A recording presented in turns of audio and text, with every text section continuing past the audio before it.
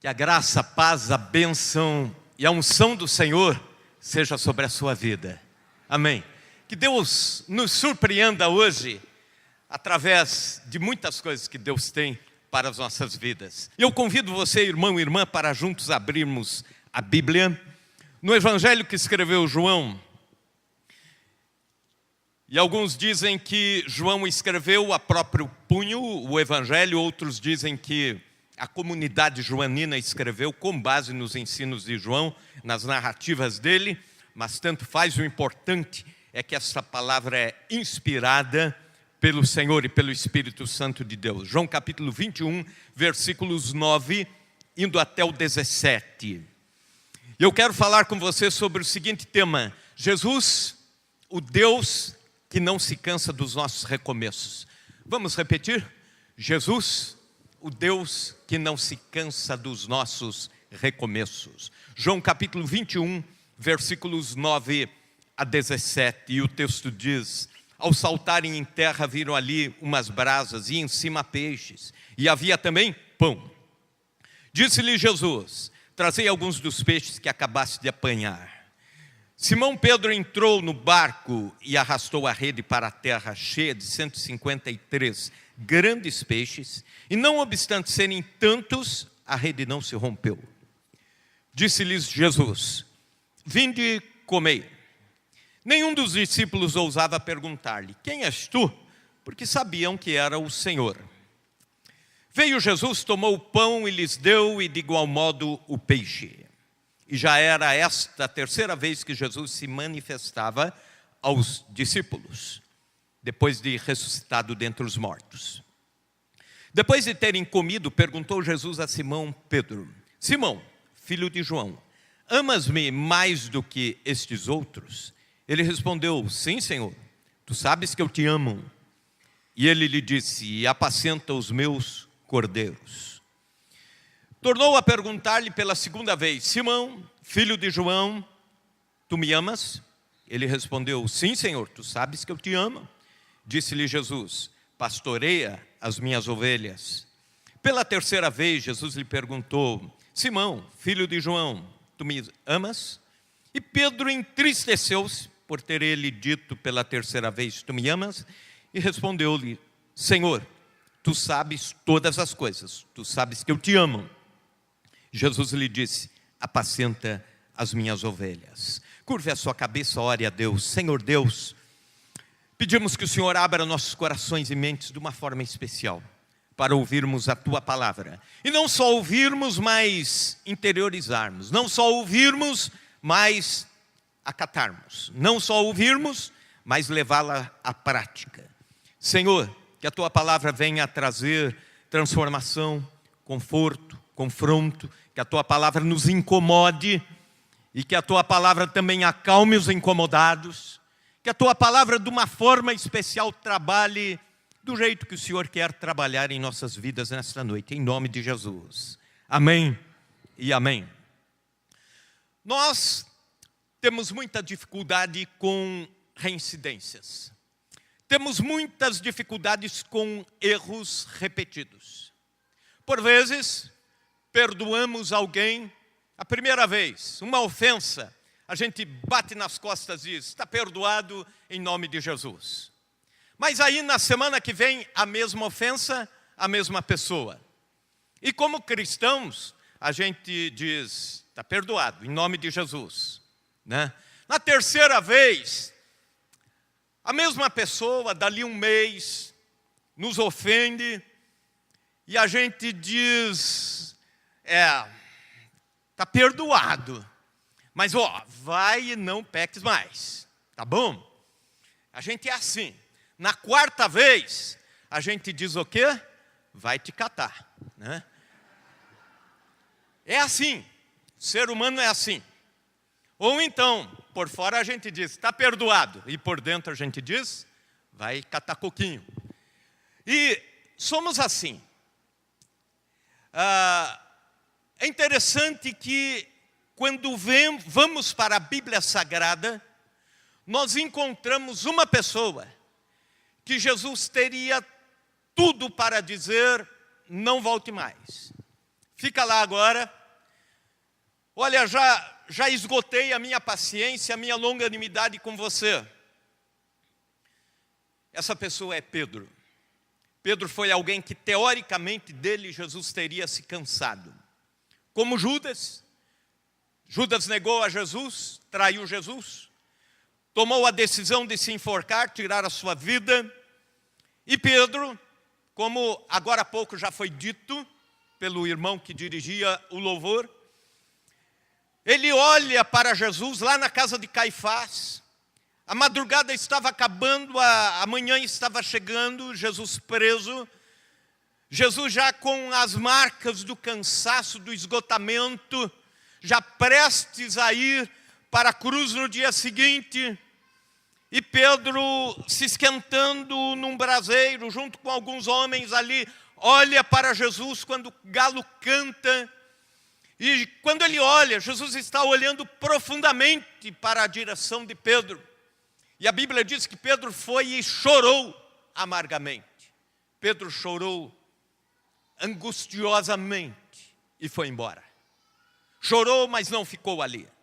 Chorou e foi de volta para os barcos da pesca. Ele deve ter pensado: Jesus não quer mais nada comigo. A última pessoa que gostaria de me ver agora é o Senhor Jesus. Mas a vida de Pedro nos mostra que Deus não se cansa dos nossos recomeços. Em primeiro lugar, Deus não se cansa dos nossos recomeços, apesar dos nossos conflitos existenciais. Pedro era um homem mal resolvido, cheio de conflitos interiores. E quantas vezes nós somos assim também? Quantas vezes nós estamos oscilando entre quedas e vitórias, entre triunfo e fracasso, entre altos e baixos. São os conflitos interiores. Pedro convivia com tentativas e fracassos. Tentava e fracassava. Tentava de volta, fracassava de volta. Pedro convivia entre altos e baixos. E quantas vezes você já se sentiu assim? Quantas vezes eu já me senti assim? Quantas vezes nós fazemos esses propósitos com Deus e dizemos assim: olha, aí termina um culto de domingo à noite, a gente vai para casa dizendo assim: agora sim, eu vou começar a minha vida de oração, vou colocar em ordem. Eu vou orar 15 minutos todo dia, vou ler um capítulo da Bíblia todos os dias, vou pegar um livro da Palavra de Deus para ler, para aprender, vou pegar Efésios, vou pegar Romanos, e vou trabalhando, vou lendo, vou estudando. E aí no primeiro dia nós fazemos isso, na segunda-feira. Na terça-feira, da mesma forma. Na quarta-feira já não são mais 20 minutos, são 15 minutos. Na quinta-feira são 10 minutos. Na sexta-feira, 5 minutos. E a gente diz: mas pode deixar que na semana que vem eu reponho tudo isso, né? Pode deixar, Deus, tá marcado aqui, tô calculando. Aí no sábado, chega aquela visita que você não esperava assim, e fica até tarde da noite, e você está cansado, e vai dormir e diz: ó Deus, pode deixar, amanhã eu reponho o de antes de ontem e o de ontem, e o de hoje. E não repõe coisa nenhuma. Quando vê, na semana seguinte, você está precisando de uma nova injeção de ânimo, e de um novo momento com Deus. Novo propósito com Deus. É assim na vida de comunhão com Deus. É assim no abandono do pecado. Os propósitos falham. E a pergunta crucial que fazemos é: será que Deus me aceita de novo? Será que eu falo com Ele de novo ou nem compensa falar? Já falhei com Ele, olha, uma vez, 2, 3, 5, que eu me lembre 12 vezes já falei com Deus. E alguns mais do que isso. E a gente fica pensando: será que Ele vai me aceitar? Será que Ele vai me receber? Será que Ele me quer de novo? São os conflitos existenciais. Mas também Deus não se cansa dos nossos recomeços, apesar dos nossos conflitos temperamentais. Pedro tinha um temperamento explosivo. Pedro era pavio curto, né? Tem gente que não é pavio curto, tem gente que não tem pavio. E Todas as pessoas nascem com temperamento. O temperamento diz respeito aos traços adquiridos. Isso está no DNA, está no sangue. A gente herda temperamento. O temperamento com o qual você nasce, você morre. Ele tem controle, sim. Você pode se exercitar para dominá-lo. Ou se você for cheio do Espírito Santo, a Bíblia diz que nós teremos um temperamento controlado pelo Espírito Santo. Mas Pedro tinha um temperamento até então incontrolável. Nervos à flor da pele. No momento, ele andava sobre as águas com Jesus. E Jesus dizia, vem Pedro, vem para fora do barco, você pode andar. E aí, de repente, num outro momento, aquela fé toda acaba, ele olha para o lado, ele olha as ondas, e ele naufraga, e ele afunda, e Jesus coloca dentro do barco de volta. Ele é capaz de fazer afirmações teológicas profundas, como aquela que ele fez em Cesareia, em Filipe de Cesareia, quando ele diz, tu és o Cristo, Filho do Deus vivo. Talvez a declaração mais forte de divindade de Cristo nas Escrituras Sagradas. E no outro momento, ele está negando Jesus. Num primeiro momento, ele está disposto a morrer por Jesus. E ele diz, pode deixar, o senhor não vai para a cruz. Nós vamos, eu vou no teu lugar. E no outro momento ele está lá lutando com a espada e arranca a orelha do servo de Malco. Pedro convivia com temperamento conflitante. Existem pessoas que têm um temperamento implosivo, ao contrário do explosivo. O implosivo é aquele que vai introjetando tudo, é aquele que é introspecto, aquele que guarda todas as coisas, guarda os lagartos e cobras e sapos e vai e finge que está tudo bem. E as pessoas perguntam, está tudo bem? Não, está tudo bem. Não está tudo bem. Aqui dentro o cara está explodindo. Aqui dentro o problema está grande demais. E ele sofre com isso. É o temperamento. É a pessoa que não quer se indispor com ninguém, mas se indispõe consigo mesmo. Ou tem aquele que é explosivo, aquele que chuta o balde, como o seu Lunga lá do Nordeste, né? É considerado assim, não sei como que mediram isso, mas o seu Lunga é o cara considerado mais ignorante de todos os brasileiros, né? Por exemplo, numa ocasião, ele foi comprar veneno de rato. E ele chegou no balcão, a moça, o cara lá do veneno de rato vendendo para ele e perguntou, por infelicidade perguntou, o senhor vai levar? Ele disse, não, eu vou trazer os ratos aqui para comerem aqui o veneno.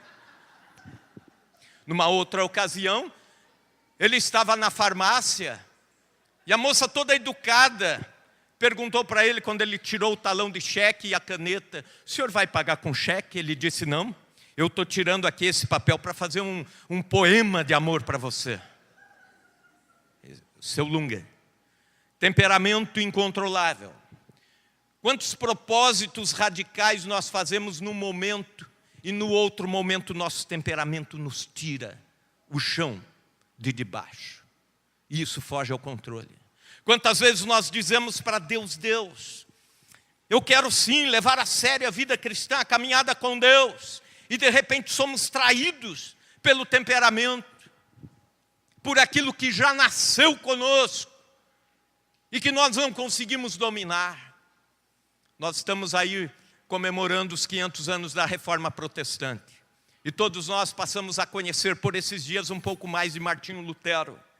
E perguntaram a Martinho Lutero, me diz uma coisa, Lutero, qual é o maior inimigo seu? E eles esperavam ouvir que o maior inimigo era o Papa, ou o Vaticano, ou, sei lá, a Inquisição. Mas ele disse assim, o maior inimigo sou eu mesmo, o maior inimigo está aqui, eu tenho que matá-lo todos os dias. O maior inimigo, eu tenho que sufocar a cada dia. Os maiores inimigos estão dentro de nós e não fora de nós. Apesar dos nossos conflitos de temperamento, Deus não se cansa de nós e oferece recomeços. Mas também Deus não se cansa de nós apesar dos conflitos de caráter. E isso é pior ainda. Sabe por quê? Pedro tinha comportamento dúbio. E agora já não tem mais a ver com temperamento, mas tem a ver com caráter. Caráter é o sinal externo visível do que é a nossa natureza interior. É aquilo que de vez em quando, apesar de você tentar sufocar, explode, vem à tona, sai do porão. E a palavra caráter deriva-se de um verbo grego que é gravar. São impressões que estão gravadas na nossa vida, na nossa história, na nossa prática. Um grupo de valores que estão gravados no íntimo do coração, da vida. E isso tem a ver com coisas assim, como por exemplo, atração incontrolável por dinheiro, a mentira, o exagero, a atração indomável por poder, a obsessão por sexo, a obsessão por falar demais, falar, maldizer pessoas e assim por diante. E a pessoa diz, como eu gostaria de ser diferente, mas o caráter lhe puxa o tapete nas mais diversas ocasiões da vida. Como eu gostaria de ser diferente, mas não consigo. E aí vem a pergunta, será que Deus ainda me quer? Será que Jesus ainda me aceita? Cada situação dessas, imagino Pedro perguntando, será que ele ainda me quer? E quando no final Jesus vai para a cruz, Pedro desiste e ele diz, ele não me quer. Ele não me aceita mais. É impossível que Jesus me queira. É impossível que ele me dê uma segunda chance. É impossível que ele me dê mais uma chance, sendo que eu já queimei tantas chances que ele me deu. Mas agora preste atenção. Como Deus nos trata quando precisamos de um recomeço. Em primeiro lugar, para um recomeço, Jesus nos convida para um encontro. Abra sua Bíblia comigo, volte um pouquinho no texto, Marcos capítulo 16, versículo 7. E em Marcos capítulo 16, versículo 7, nós encontramos o seguinte recado de Jesus. Mas ide, dizei aos discípulos e a Pedro, que ele vai adiante de vós para a Galileia, e lá o vereis, como ele vos disse. Jesus ressuscita e deixa o recado aos discípulos, aos 10, não eram 11, Judas já tinha morrido. Deixa o recado aos 10 e a Pedro. E aí você pergunta por que aos discípulos e a Pedro? Pedro não era discípulo? Era. E por que Jesus tem que enfatizar aos discípulos e a Pedro? Não bastaria dizer só aos discípulos? Sabe por quê? Porque Pedro não se considerava mais discípulo. Ele não se considerava mais do grupo apostólico depois de ter traído Jesus. Então um convite especial de Jesus para um encontro. E eu imagino Pedro recebendo esse bilhete, ou recebendo esta fala, dizendo, Pedro, Jesus vai para a Galileia, os 10 vão estar lá, e ele pediu para você não faltar. Oh, que esperança maravilhosa encheu o coração de Pedro. Ele é o Deus da graça, e a graça não confunde. Pedro estava frente a um recomeço, frente a uma chance, frente a uma nova chance. Eu imagino Pedro fazendo todas as os preâmbulos no seu cérebro, pensando assim: e agora, o que Jesus vai fazer? Bom, ele vai pedir para que eu faça um relatório, por que eu pequei, por que eu caí, por que eu neguei. Ele vai me inquirir, ele vai me colocar contra a parede, ele vai acabar comigo, ele vai me humilhar diante dos outros. Ele vai apontar o dedo e dizer: Pedro, eu avisei. Você negou lá e o galo cantou, você só lembrou tarde demais. O galo já tinha cantado. Então, Pedro, agora vai ser duro o caminho da volta. Eu imagino Pedro indo para encontrar Jesus e pensando sobre tudo isso, sobre todas essas coisas. Vivemos num mundo sem muitas segundas chances. Vivemos numa sociedade que tem dificuldade em dar uma segunda, uma terceira, uma quarta, uma quinta oportunidade. Basta perguntar ao aluno que tirou a nota baixa no Enem se ele vai ter uma boa oportunidade daqui para frente. Basta perguntar ao aluno que reprovou na faculdade em 3 ou 4 disciplinas se ele vai ter uma nova chance. Basta perguntar ao funcionário que não cumpriu as expectativas. Basta perguntar ao presidiário que mesmo saindo, cumprindo a sua pena, ele vai ter dificuldade de se inserir novamente na sociedade. É a dificuldade que nós temos em dar uma segunda chance. Numa lápide, num túmulo, num cemitério, numa cidade pequena, no interior da Europa, se lê a seguinte frase: não há o nome da pessoa, mas é estranho o que está escrito. Está escrito o seguinte: ele está aqui porque não teve uma segunda chance. O não ter uma segunda chance é a ausência da graça. A ausência da graça pode gerar a desgraça. Aliás, onde não há graça, há desgraça. O oferecer a segunda chance é a graça.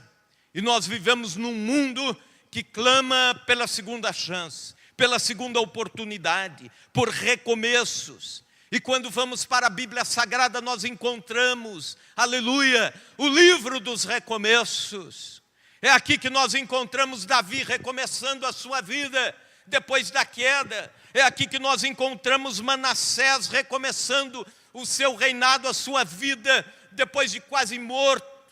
Manassés era filho de Ezequias. Ezequias, um rei piedoso. Mas Manassés se tornou um crápula. Manassés matou seus filhos, tornou-se feiticeiro, destruiu o altar do templo e colocou ali o altar de adoração a deuses estranhos, tornou-se sanguinário, violento, um derramador de sangue sobre Israel, matando todos os seus opositores, até que Deus o prende através dos assírios, e os seus olhos são vazados, ele é puxado com um gancho, como um boi selvagem, até uma prisão inferior na Assíria. E lá ele ora se arrependendo. E lá Deus restaura. E Deus dá uma segunda chance a Manassés. Eu posso ver na Bíblia Sagrada o filho pródigo, depois de esbanjar os bens do pai, depois de dizer: pai, eu só quero voltar para casa para trabalhar para o Senhor. Não precisa mais me chamar de filho. E Deus o recebe como filho. E o pai o recebe como filho. É a segunda chance. Segunda chance é oferecida à igreja de Éfeso. Volta ao teu primeiro amor. Que psicologia maravilhosa de Deus. Deus não acusa. E agora, escute isso. Quando nós precisamos de um recomeço, Deus nos convida para uma nova comunhão. Veja ainda no capítulo 21, versículos 15 indo até o 17, a forma com que Deus trata Pedro, a forma com que Jesus trata Pedro. Depois de terem comido, perguntou Jesus a Simão Pedro: Simão, filho de João, amas-me mais do que estes outros? E ele respondeu: sim, Senhor, tu sabes que eu te amo. E ele disse: apacenta os meus cordeiros. Tornou a perguntar-lhe pela segunda vez: Simão, filho de João, tu me amas? E ele respondeu: sim, Senhor, tu sabes que eu te amo. Disse-lhe Jesus: pastorei as minhas ovelhas. Pela terceira vez Jesus lhe perguntou: Simão, filho de João, tu me amas? E Pedro entristeceu-se por ele ter dito pela terceira vez: tu me amas? E respondeu-lhe: Senhor, tu sabes todas as coisas, tu sabes que eu te amo. E Jesus lhe disse: apacenta as minhas ovelhas. Que psicologia maravilhosa de Jesus. Jesus sempre começa o diálogo com uma pergunta, mesmo com aquele que caiu. Ele poderia muito bem começar com a afirmação: você errou. Ele começa com uma pergunta. Foi assim no jardim do Éden. Deus sabia onde Adão e Eva estavam se escondendo depois do pecado. Mas ele pergunta: onde estás, Adão? Sabe por quê? Porque Deus quer que nós nos entendamos na posição, nos coloquemos na posição de quem pecou, de quem entristeceu o coração de Deus. Foi assim com aquela mulher pega em pleno adultério, e Jesus poderia também tê-la acusado. Jesus poderia dizer: os homens não te mataram, mas eu também vou te dar um sermão agora. Mas Jesus começa com uma pergunta: mulher, onde estão aqueles teus acusadores? Sempre o diálogo restaurador de Jesus começa com uma pergunta, nunca com uma afirmativa, nunca apontando o dedo. E com Pedro, a mesma coisa. Pedro vem cheio de questões: de que forma Jesus vai tratar, como que ele vai me abordar, o que ele vai fazer agora. Ele vai instaurar um tribunal entre os demais discípulos, e agora sim, a coisa vai ser difícil. E Jesus começa com perguntas: tu me amas? É interessante que por 3 vezes Pedro disse: não conheço a Jesus. Não conheço. Pedro negou a Jesus quantas vezes? 3 vezes. Por quantas vezes Pedro afirma o seu amor por Jesus? E Jesus pergunta isso? 3 vezes. Pedro vai preparado para um confronto, e Jesus pergunta apenas do amor. Sabe por quê? Porque quando amamos a Jesus, tudo mais é resolvido. Tudo começa com o amor a Jesus. Se você ama Jesus, o resto Ele faz. Se você ama Jesus, você guarda os mandamentos. É interessante que Jesus diz isso: aquele que me ama, guarda os meus mandamentos. Jesus não usa o contrário. Ele não diz: aquele que guarda os mandamentos é o que me ama. Não. O que me ama acaba naturalmente guardando os meus mandamentos. Tudo começa com o amor. Jesus convida para uma nova comunhão. Se você acha que Jesus já está cansado dos seus recomeços, Ele está hoje dizendo para você, está perguntando: você me ama? Se você me ama, ó, tudo vai dar certo. Nós vamos recomeçar. Aleluia. Para um recomeço, Jesus valoriza as nossas convicções, em detrimento às nossas fraquezas. É interessante que Jesus pede esta afirmação por 3 vezes. E Pedro talvez titubeou cada vez que ele respondeu para aquela criada, para aquele outro homem, para aquele soldado, que ele não conhecia Jesus, que ele não conhecia. Mas agora, diante de Jesus, ele está convicto. Ele está dizendo: tu sabes que eu te amo. Ele se entristece. Ele chega a ficar constrangido por Jesus insistir na pergunta. Mas é que Jesus quer a convicção. Ele valoriza as nossas convicções. Nós podemos errar e falhar, mas nós devemos fazer convicções de verdade em nossa vida. Porque nossa vida começa a ser reconstruída em cima de convicções. E as convicções nos livram de novas quedas dali para frente. As convicções nos salvam de novos tropeços dali para frente. E que convicções nós devemos ter? Em primeiro lugar, a convicção do amor de Jesus e do nosso amor por Ele. Mas também outras tantas convicções nós devemos construir para que sejamos protegidos das nossas quedas. Para um recomeço, Jesus valoriza as nossas convicções. Mas também para um novo recomeço, Jesus proporciona a cura das memórias dos nossos fracassos. E isso é muito interessante. Sabe por quê? Porque por vezes nós conseguimos superar os nossos fracassos, mas não superamos as memórias que nos fazem lembrar dos fracassos. E aí nós tentamos ser fortes e essas memórias nos traem. Essas memórias novamente puxam o nosso tapete. E a gente tenta avançar e as memórias nos seguram. As memórias dos nossos pecados, as memórias dos nossos fracassos, as lembranças das idas e vindas, dos começos e recomeços e fracassos e recomeços novamente.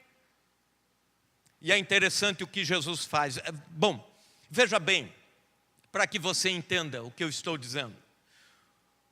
Uma jovem lá em Curitiba estava trabalhando quando o telefone tocou, ela trabalhava no banco, e alguém do outro lado da linha disse: você é a Lucimara?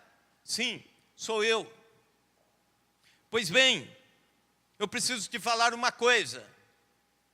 Seu pai teve um acidente de estrada.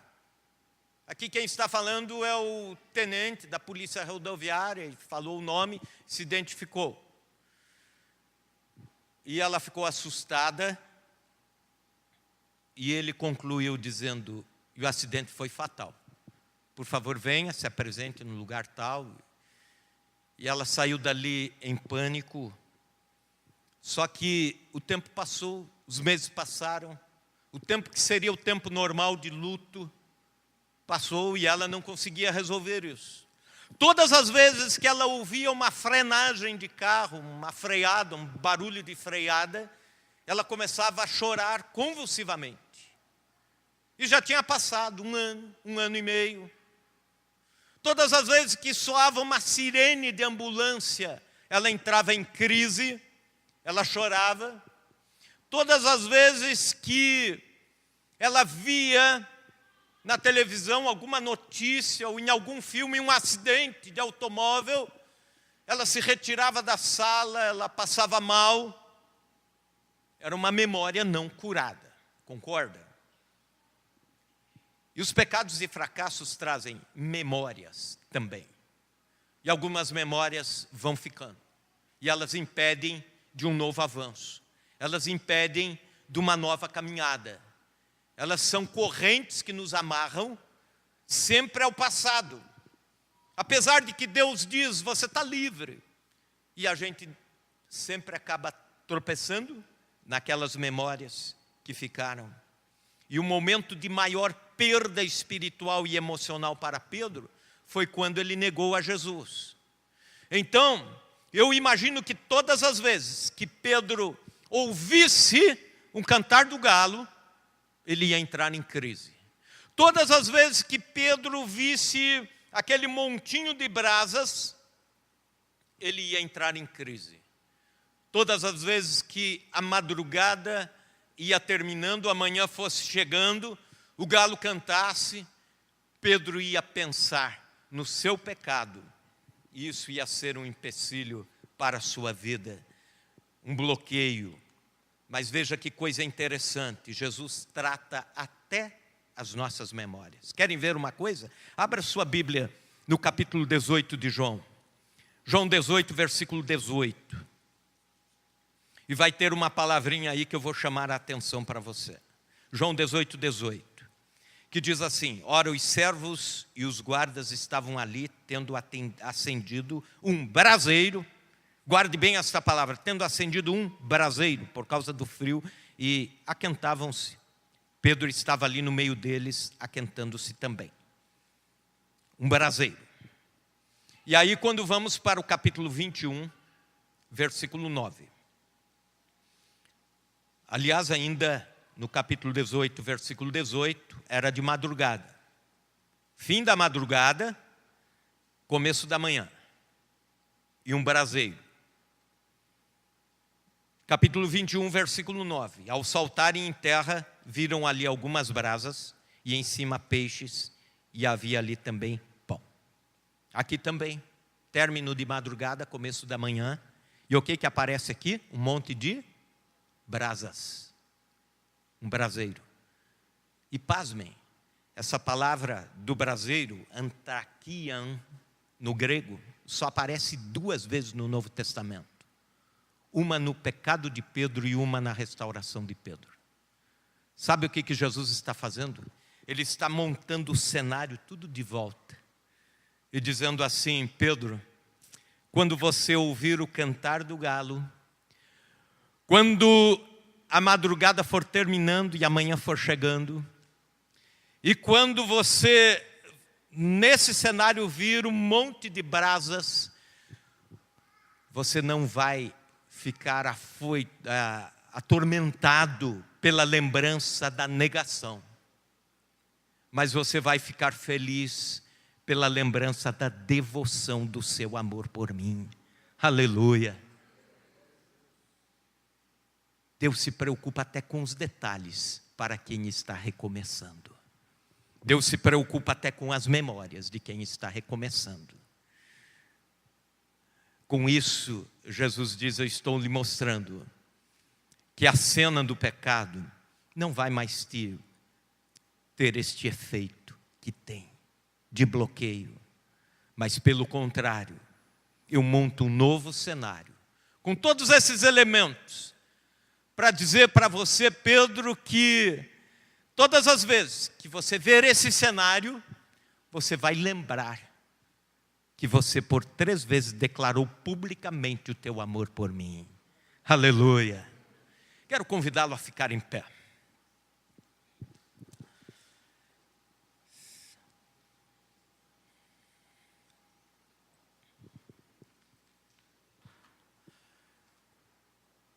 Algum tempo depois da Revolução Francesa, um ensaísta e historiador inglês conhecido, chamado Thomas Carlyle, escreveu sobre a Revolução Francesa, e ele escreveu à mão. Foram anos de pesquisas, de entrevistas, foram anos de dispêndio, foram anos de viagem, anos de escrita, anos de pesquisa, para, enfim, ele escrever o que seria o maior ensaio sobre a história da Revolução Francesa. Ele emprestou toda esta papelada, uma pilha de papéis, a Stuart Mill, seu amigo, também historiador, para que ele avaliasse. Mas interessante que Stuart Mill deixou sobre uma mesa os seus papéis, aqueles papéis, e numa determinada manhã, a empregada da casa foi e pegou aquela pilha de papéis, pensando que eram papéis velhos, já eram surrados, e os colocou para acender a lareira. E em alguns minutos, anos de trabalho e pesquisa, estavam queimados numa lareira. Quando Carlyle soube disso, entrou em depressão. E não queria mais sair de casa. Até que um dia, pela janela da sua casa, ele viu um pedreiro reconstruindo um muro que tinha caído numa chuva mais forte. E o pedreiro reconstruía cantando. Reconstruía cantarolando, colocando um tijolo sobre o outro, e com um sorriso no rosto. E Carlyle disse assim: eu vou reconstruir meu trabalho. Eu vou seguir esse exemplo. E se inspirou naquele pedreiro e começou de volta a pesquisar, a ouvir, a tentar aguçar a memória e trazer de volta algumas coisas que ele tinha escrito. E foi fazendo o seu trabalho até que chegou ao final do trabalho. Alguém que leu o primeiro trabalho e o segundo disse o seguinte: o segundo trabalho ficou melhor que o primeiro. Sabe, a vida de Pedro ficou melhor depois do recomeço. E eu quero te dizer que a sua vida vai ser melhor depois. Recomece, sem medo. Talvez alguns aqui estão precisando de um recomeço na vida espiritual. Talvez outros um recomeço na vida de oração. Quem sabe outros na vida familiar. Quem sabe outros estão precisando de um recomeço na sua caminhada profissional. Quem sabe outros estão precisando de um recomeço no seu amor por Jesus, na sua comunhão com Deus, na sua caminhada com a igreja. Deus não se cansa dos nossos recomeços. Mas pastor, já é a terceira vez. Jesus não se cansa dos seus recomeços. Mas agora já é a quinta vez. O que ele está pensando de mim? Ele não se cansa dos seus recomeços.